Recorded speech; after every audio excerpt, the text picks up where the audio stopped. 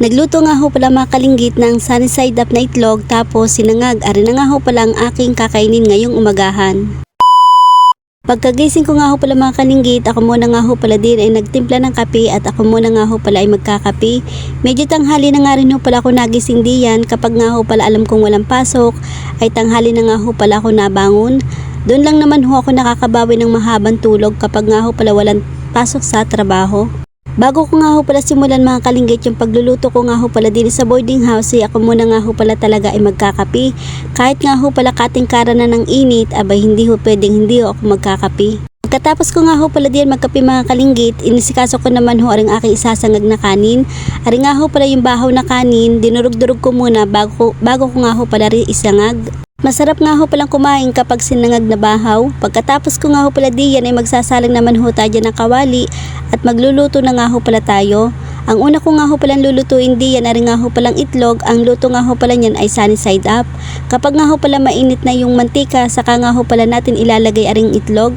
Maglalagay din nga ho pala tayo dyan ng kaunting asin. Tapos naglagay din nga ho pala ako dyan ng kaunting paminta at mas gusto ko nga ho pala kapag meron. Kapag nga ho pala rin luto na rin ating itlog, atin na nga ho palang hahanguin. Dini nga ho pala sa kawali. Nang maahon ko na nga ho pala ring itlog ay maglalagay naman ho tayo din ng star margarine. Ari nga ho pala yung pagsasangagan ko ng kanin. Nilagay ko na nga rin ho pala diyan yung bawang at hindi ko na nga ho pala inalis yung balat. Kapag nga ho pala brown na yung bawang, ilalagay na ho natin aring kanin na bahaw. Tapos medyo halo-haluin lang ho natin. Kapag nga ho pala rin medyo nahalo na natin ng kaunti ay maglalagay naman ho tayo dyan ng pampalasa. Naglagay nga lang ho pala ko dyan ng kaunting asin tapos haluin lang ulit natin. At iintayin nga lang ho pala natin maluto rin sinangag na kanin. Talaga naman habang hinahalo ko nga ho pala ari talaga namang ang amoy palang ho'y nakakagutom na. Kapag nga ho pala rin mga kalinggit medyo toasted na ay pwede na nga ho pala tayong kumain at luto na nga ho pala rin. Dahil luto na nga ho pala rin mga kalinggit ay pwede na nga ho pala tayong kumain at ako nga ho pala din ay sasandok na at masarap naman hong kumain kapag mainit-init pa ho rin sinangag. Kain tayo mga kalinggit, ang ulam ko ay sunny side up tapos yung tira kong adobong baboy. At sinangag. Mainit, atin mo nang hihipan.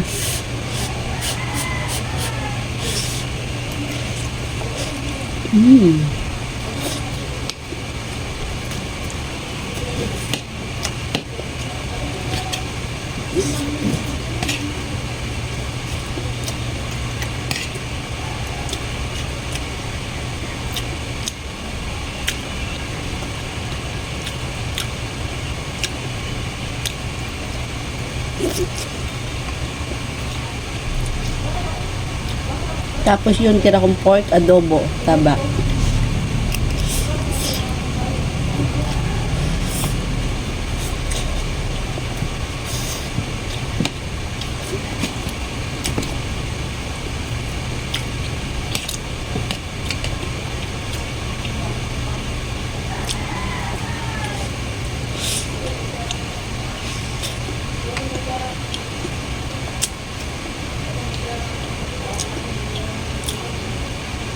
Sarap.